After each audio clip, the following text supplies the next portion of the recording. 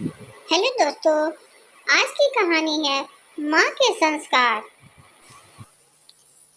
बेटा अब खुद कमाने वाला हो गया था, इसीलिए वो बात बात पर माँ से झगड़ा कर बैठता था। ये वही माँ थी जो बेटे के लिए पति से लड़ जाती थी, मगर अब फाइनेंशियली इंडिपेंडेंट बेटा पिता के कई बार समझाने पर भी इग्नोर कर देता था। पिता उसे बार बार ये समझाते, तुम अपनी माँ की बातों को ऐसे इग्नोर मत किया करो। फिर बेटा उन्हीं से कहता, पिताजी यही तो उम्र है शौक की, खाने पीने की। पिताजी जब आपकी तरह मुंह में दांत और पेट में आंत नहीं रहेगी तो क्या करूँगा। अब आप ही मुझे बताइए, क्या उस समय मैं अपनी इन सब चीज़ों के शौक को पूरा कर पाऊँगा। बहू खुशबू पूरे परिवार से आई थी, इसीलिए बेटे की गृहस्थी में रम गई। बेटे की नौकरी अच्छी थी तो फ्रेंड सर्किल भी उसी हिसाब से मॉडर्न थी। खुशबू को हमेशा काम करता हुआ देखकर उसे बिल्कुल अच्छा नहीं लगता था।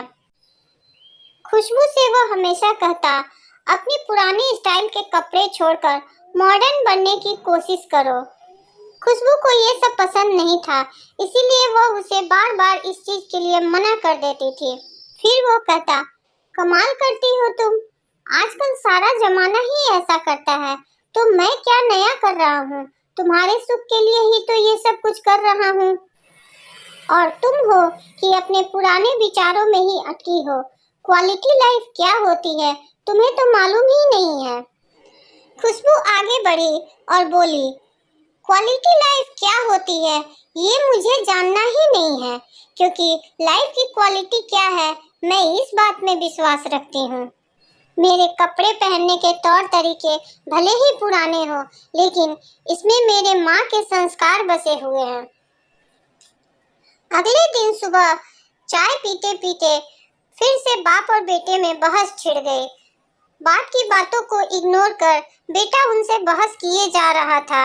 यह बात खुशबू को बिल्कुल अच्छी नहीं लगी। बहस करते करते बात इतनी बढ़ गई कि पिताजी की तबीयत अचानक खराब हो गई और उन्हें हॉस्पिटल लाना पड़ा। आज अचानक पापा को हार्ट अटैक आ गया और आईसीयू में भर्ती हो गए। डॉक्टर ने 3 लाख का बिल जमा करने के लिए बेटे से कहा। माँ जी को उदास देख बहू उनके पास गई और उन्हें सांत्वना देने लगी। माँ जी, आप चिंता मत कीजिए, पिताजी को कुछ नहीं होगा, वो जल्द ही हमारे पास ठीक होकर वापस आएंगे।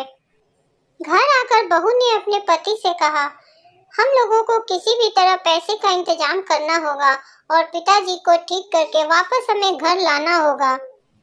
बेटे ने 1.5 लाख का बिल तो पहले ही जमा कर दिया था, लेकिन अब बाकी के पैसे का इंतजाम करना उसके लिए भारी पड़ रहा था। वो चारों तरफ फोन करने लगा।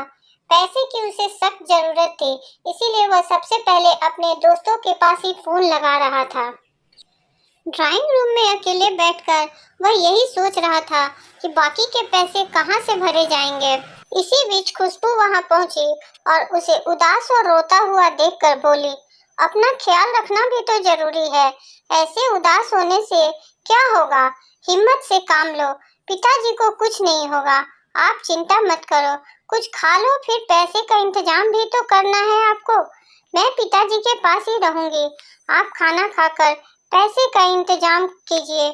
पति की आंखों में आंसू टप टप गिर रहे थे।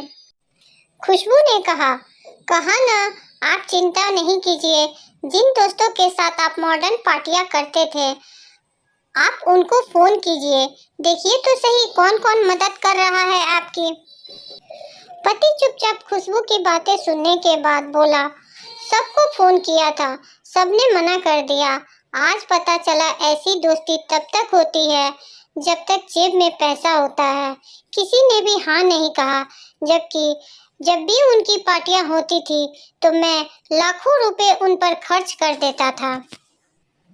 मैं कभी अपने बारे में नहीं सोचता था। इसी बीच माँ वहां आ गई और दोनों के आपस में हुए बातचीत को सुनकर काफी परेशान लग रही थी।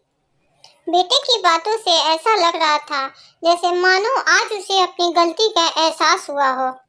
खुशबू ने कहा, माँ पिताजी इसी दिन के लिए पैसे जमा करने के लिए आपसे बार बार मिन्नतें करते रहे, लेकिन आप हैं कि हमेशा उनकी बातों को इग्नोर कर दिया करते थे।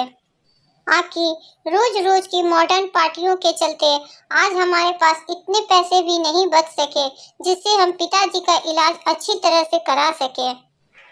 आप ये क्यों भूल गए कि आज जिस जगह पे आप खड़े हैं ये माँ पिताजी की ही देन है।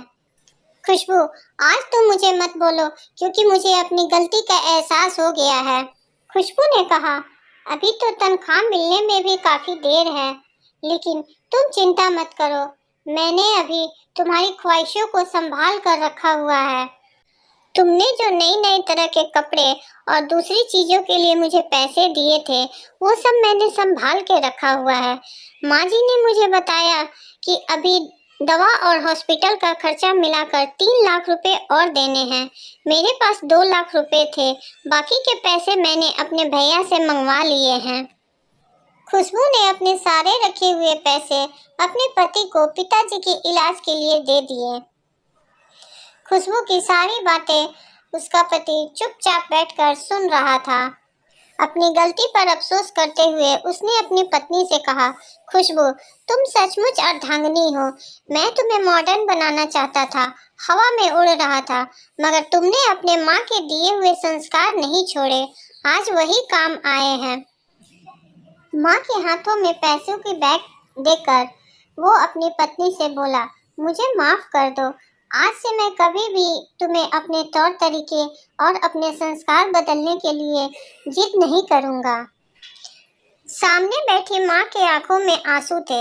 आज उसे खुद की नहीं बल्कि पराई माँ के संस्कारों पर नाज हो रहा था और वह अपनी संस्कारी बहू के लिए ऊपर वाले का शुक्रिया अदा करने लगी।